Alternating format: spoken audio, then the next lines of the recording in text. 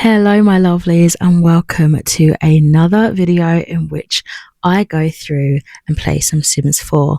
This one, I definitely had more of a kind of goal within the creation of the whole gameplay, so to speak. So there's a couple of things that have been a success in this one, I would say.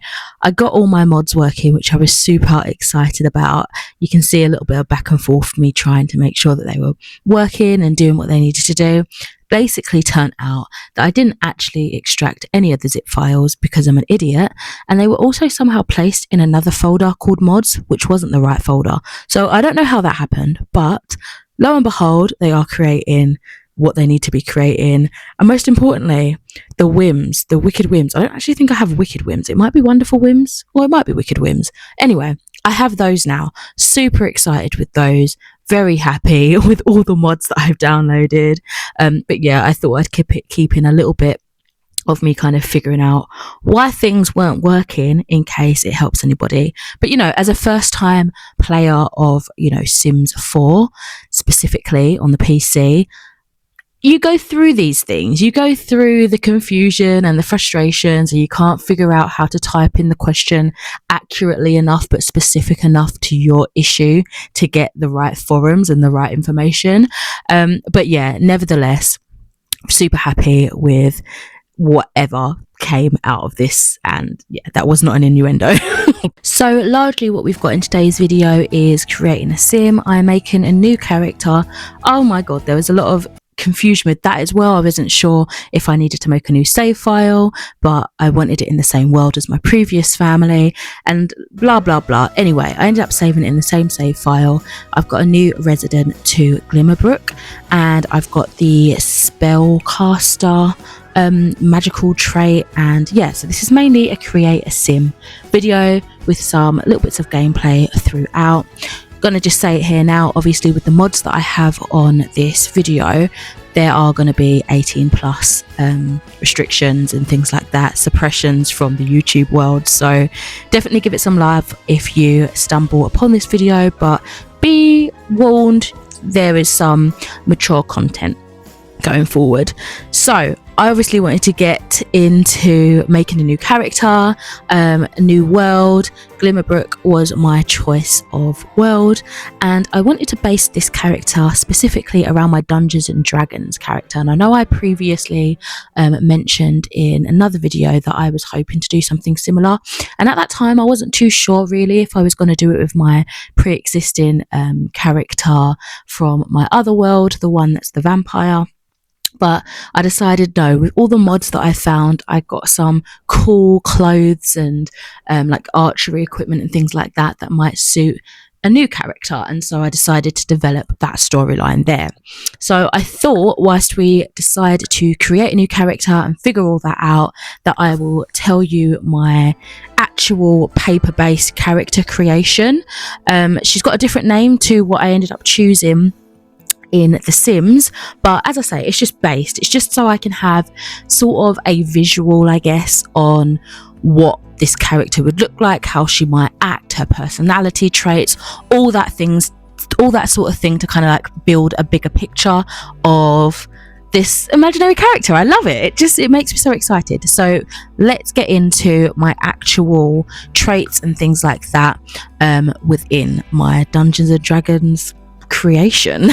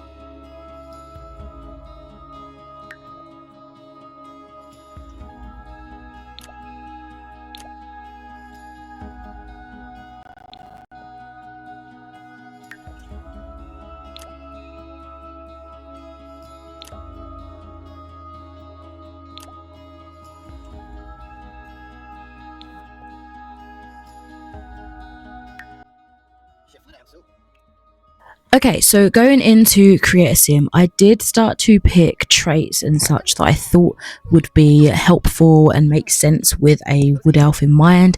That is my character, my race of character in Dungeons and Dragons. So going into wood elves, I'm just taking some information from the D&D Beyond articles, but also all the information that I got to build my character, and what I'm referencing to now is from any of the handbooks really.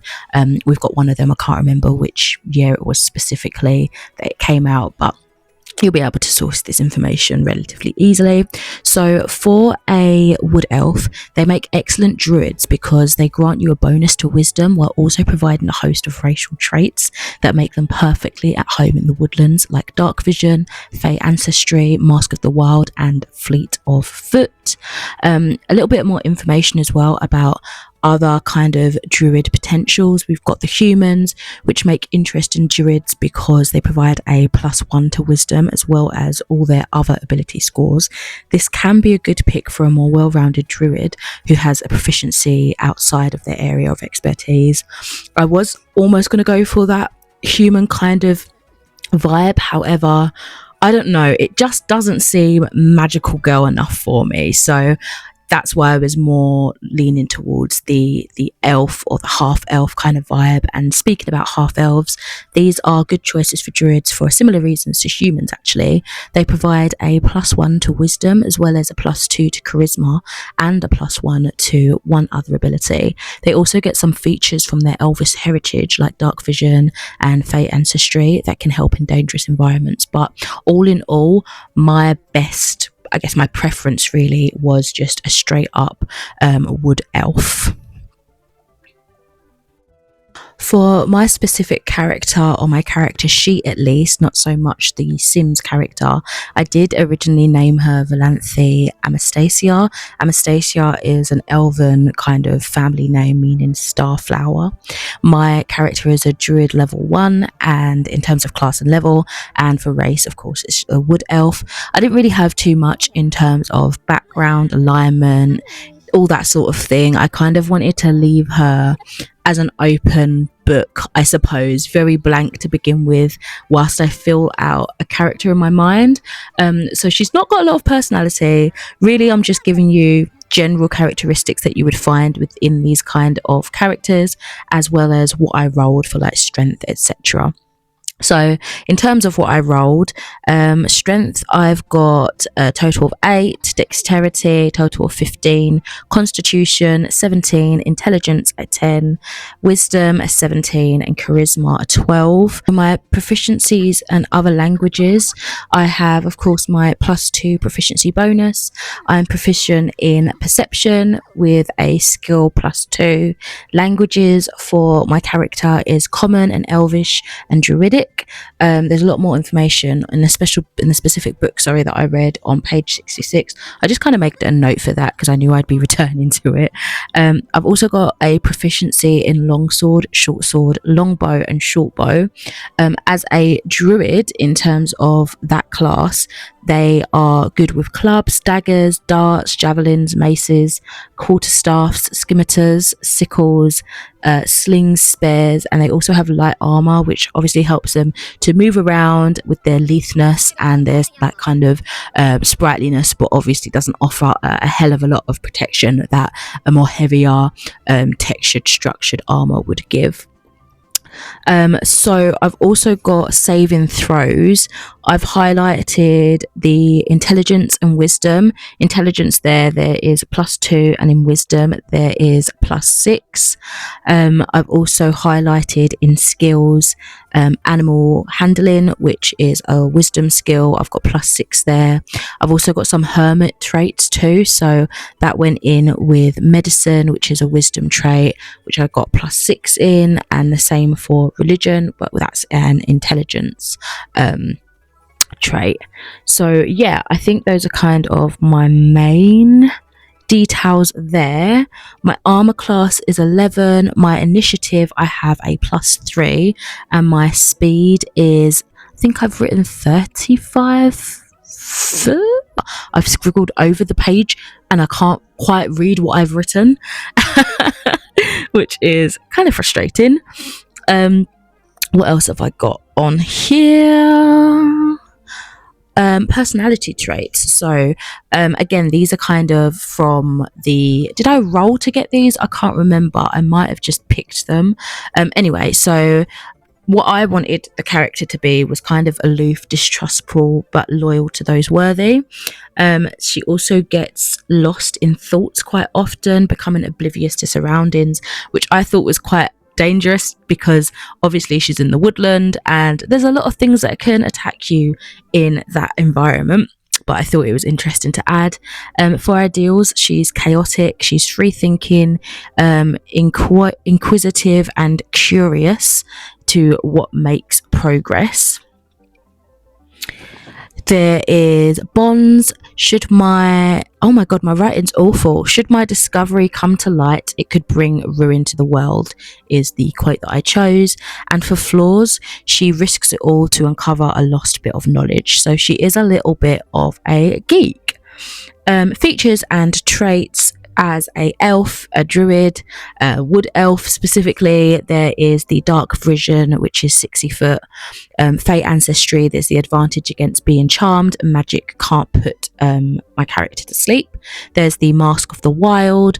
She has a herbalism kit. She can spell cast. She can do cantrip spells, which are spells that cast at will without using a spell slot and without preparation. So to begin with, you have like, I think it was 2 cantrips known at level 1, and that increases, I believe, as the level increases. And I've got life seclusion as well, which is exiled for a crime I didn't commit. So I thought that could be a good general like background for her story when I eventually kind of build that up and flesh out the backstory of her origin.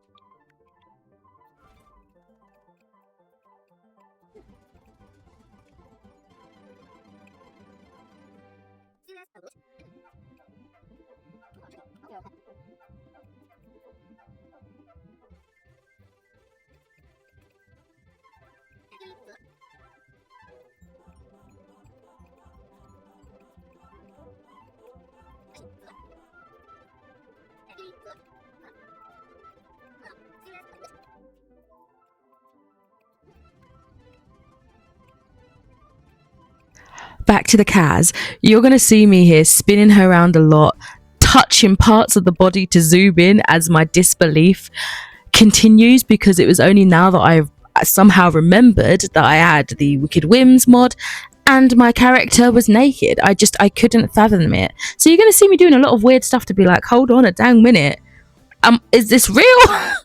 And then later on, I heard that you could add like pubes to your character too. And I think I must have missed out on that opportunity during the creating a sim, because I went back later to try and do that and I couldn't. I don't know if I'm just missing something. But yeah, there was a bit of like bewildered excitement there that my sim is now naked. And I can't now envision how she would have looked before. I think they just have like base underwear that you can't remove. Is that right? I can't remember. But anyway, like back to this character at hand, this was me trying to go for some sort of vibe. And I did jump off again and add a couple extra mods. I looked for some extra things that was more like, I guess, like, do you remember the Sims, was it Sims 3 Medieval? More to that line, because I guess Dungeons and Dragons is kind of like late Renaissance vibes, and that was the sort of theme that I found might be accessible in, you know, downloading CC, and as well as that, just specifically typing in like Dungeons and Dragons gear, some bits and bobs popped up that way as well. So this was me kind of making the best, I think, from the kind of like cottagecore CC stuff that I downloaded before. Some other bits and bobs in there as well that kind of fit the theme a little bit more, but I knew that I could find some more detailed pieces that would really like hit the nail on the head there too. So in a little while you will see a different vibe, some more clothes, that sort of thing.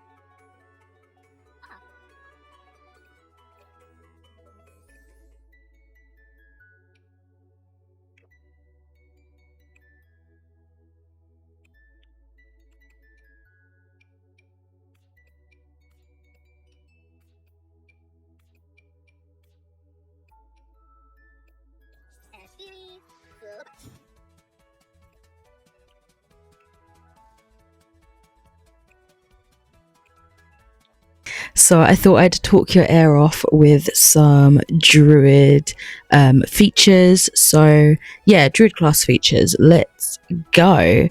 This is again all from the D&D Beyond website, so I just thought it'd be cool to chat a little bit over some of the gameplay, because I never really know what to say when I've said everything and then I get a bit awkward. But luckily this is a voiceover, so I'm not like umming and erming too much. If this was real time, I've done that quite a few times where it's just like awkward silence. So yeah, here we go. So this specific guide goes up to the 5th level, where the introductory adventures Lost Mine of Fandelver, I can't say that, Fandelver, that's it, and Dragons of Stormwreck Isle take you. So we've got the first level of just being basic druidic. You learn the secret language of the druids that can be used to leave other speakers of the language hidden messages, which sounds so cool. And I mean, I'm always kind of like an elf in some regard, some sort of sorcerer or wizard or something with magic in any sort of like game of that nature that I play. But that was something that really called to me, like languages. I wish in real life I had the capacity and the I don't know, the determination to stick to learning a language, because I just think it's so cool, especially when you look at the older, like the dead languages. I just think it's so magical in itself. But yes, you can leave them hidden messages. While this isn't guaranteed to come up in a campaign, it could be crucial in arcs relating to other nature magic users. The usefulness of this feature depends on how much effort you and your dungeon master put into utilizing it. So if you want to use it more in your games, consider brainstorming some ways to bring it into your campaign with your DM. I think when hopefully I get a little bit more confident, I would definitely be doing that, because I think it could really build on this character, especially if I'm still going for this kind of background of being aloof and distrustful. It might be a way to bring her into the campaign and get that trust built within them if she's doing something that's helpful to the team, you know. You've also got the spell casting aspect. So druids know all of the spells on the druid spell list, but can only prepare a certain number of them per day. You can change your prepared spells whenever you complete a long rest, but it does help to have a basic loadout of spells that you can always fall back on when you don't want to spend time and energy hand tailoring a spell list to the day's unknown challenges.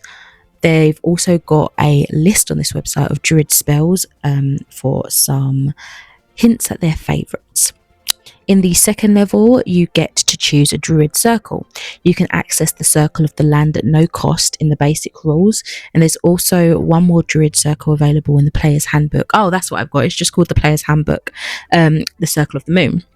We'll discuss these in a bit more detail in the Druid subclasses section. You can also have the ability to gain the transformation into animals twice per long rest. This is called the Wild Shape. It's an incredibly useful ability that can grant you extra power in combat, ability to access hard to reach places, which is perfect, especially if you have like a small or like a flying creature, I guess, that you can transform into or shapeshift into, as well as the opportunity to sneak into places you normally wouldn't be allowed. There is a little bit of a catch though, because at the second level you can only transform into beasts of challenge rating 1/4 or lower, and your beast shape can't have a flying or swimming speed, but it will improve as you level up. This ability has a lot of mechanics around it, so if you're looking for a more in-depth guide, they do have a Druid 101 wild shape guide. Some of the beasts that you can utilize during this time is a constrictor snake, a boa, a draft horse, an elk, giant bat, giant frog. You've got a riding horse, swarm of bats. So there are quite a few to choose from.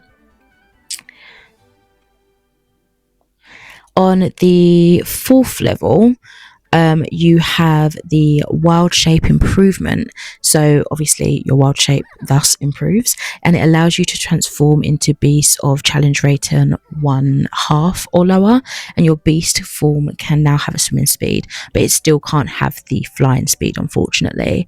And again, beasts can be like an ape, a badger, a baboon, a black bear, a crab, a deer, a diseased giant rat, if you so choose.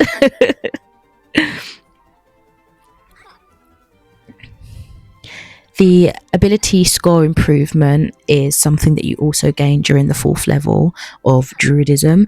It can be used to increase your wisdom score by 2. This will also increase your wisdom modifier, and it allows you to prepare 1 additional spell and make your spells more potent. You can also forgo this ability score improvement and choose a feat, which is a new permanent ability that can further customize your build. Feats are optional rules and they're not covered within the basic rules, so you're probably going to have to talk to your DM before you choose one. So an example of some feats are the Aberrant Dragon Mark, you've got an Actor Legacy, Adept of the Black Robes, Alert Legacy, Archery, Athlete, those sort of things. And druid spells. So druids are full caster classes, meaning that they get spells all the way up to 9th level. Location for this is in a druid table, which they have online that you can look at if you don't have the handbook to hand. But basically this druid table shows you what class level you gain access to at certain levels of spells. So for example, like a first level, you can access first level spells and cantrips. At third level, you can access second level spells. At fifth level, you can access third level spells, so on and so forth. You can also prepare a number of spells that are equal to your wisdom modifier plus your level in this class, and there's some extra guided information in the spell casting section of the druid class in the basic rules. Some examples of the options you can look at are cantrips, which have guidance, produce flame, I can't pronounce this one, Shilag, Thorn Whip, and there's also first level spells that have things such as Charm Person, Cure Wounds, Entangle, Fairy Fire, Fog Cloud, and such of those natures. Second level spells include things like Heating Metal, Hold Person, Pass Without Trace. Third level spells include things such as Cool Lightning, Conjuring Animals, Plant Growth, that sort of stuff. Jumping back quickly to in-game chatter, I discovered this gallery thing. I still don't quite get it. I guess you can see other people's creations and stuff and download them into your game, which sounds super cool. For an inkling of a moment, I thought, oh, multiplayer, but no. I'm still very new to Sims 4, guys. Give me some credit. I just thought it was really cool, so I had a little bit of an exploration during that. I was typing in things to do with Dark Academia because I found that a lot of the decor for like inside the cozy inns and the libraries kind of fit the theme that I had in my head for what this druid's home would be. So I was thinking kind of like dark and whimsy cottage core, but with Dark Academia access to all the books and the trinkets and, you know, all the like little macabre details that you can find in a cabinet of curiosities almost. So that was kind of the vision. I hadn't quite implemented that into creating the home. I did do a little bit of house modeling and building and interior design a little bit later in the gameplay, but I quickly ran out of money. So the job doesn't start for a couple of days. Didn't start the job within this particular gameplay, but hopefully I can get some quick cash and do some money and intuitiveness stuff, build some businesses, I don't know, to get all the cool bits and pieces that I want for her home. I'm also thinking of just creating another character just for myself because there were so many cool things I realized that I'd forgotten that I had downloaded in terms of custom content. And yeah, I just want a cute little alternative girl that's kind of witchy that is in the modern world, because I felt so weird with this elven creature character with a phone and a TV. It just didn't fit the theme fully, do you know what I mean? But also she needed that. I also had some medieval, The Sims 3 medieval like things such as like jobs. You can be like a royal quarter person, you can be royalty, you can have like the old-timey map. I don't think I actually unzipped that file though, because I didn't kind of want it on there. I like the looks of the world map as we have it at the moment. What else? I've got like some of the tasks are very medieval, because again it fit that specific theme, right? Don't know how easy it is to just switch off for when I get back to my other family and do all that shenanigans, but we shall see. But yeah, that's the thought process, thinking of creating yet another character. Oh my god, I also got the base mental drugs stuff. You can do so much. You can have like alcohol, drugs, and again I just didn't think it fit the theme of this particular character in this world, so I will be making another one that does potentially all of these things. Like you can have a strip club. It sounds so crazy and so cool. And yeah, this is actually my original character. I can't remember why I jumped into this world. I don't think I did it on purpose. I think I was going back and forth trying different things, and trying to figure out that toggling between managing worlds and things like that. So yes,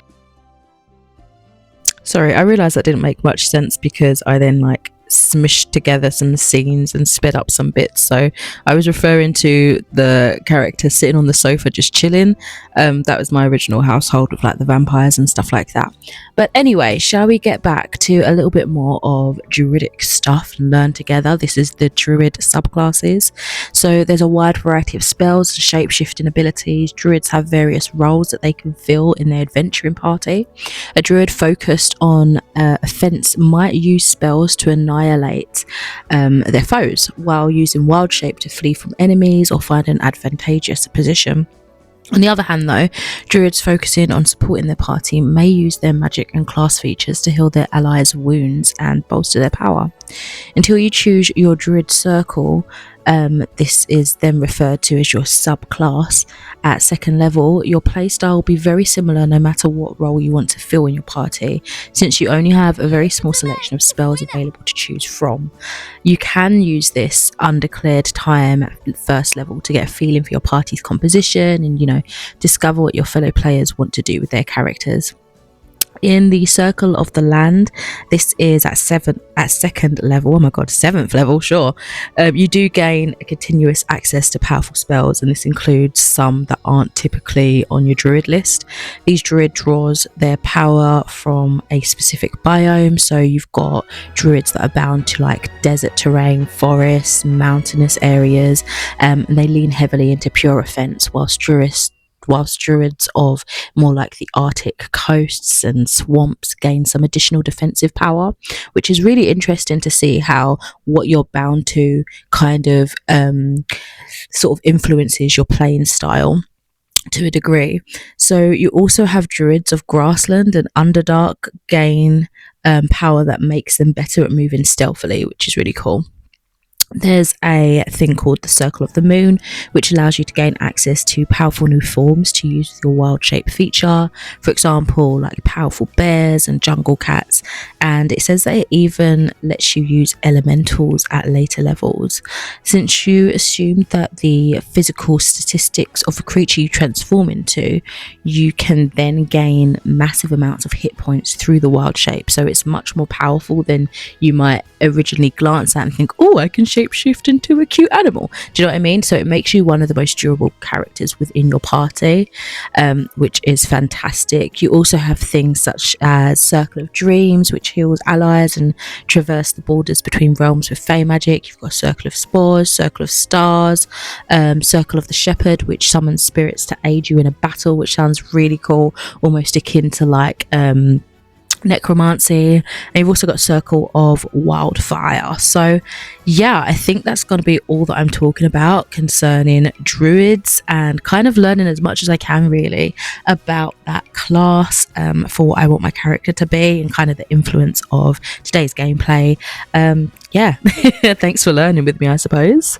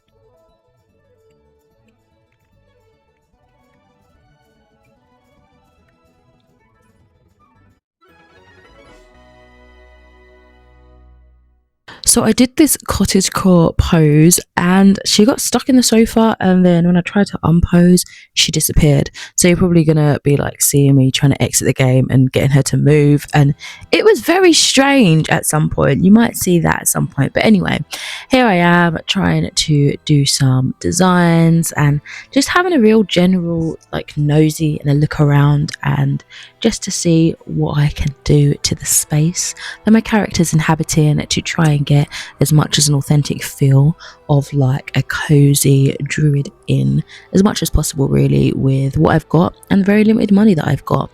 But yeah, that's like one of my favorite things. Second to creating Sims or a character in general, I love the like renovating and decoration part of the game. So this just fuels my heart.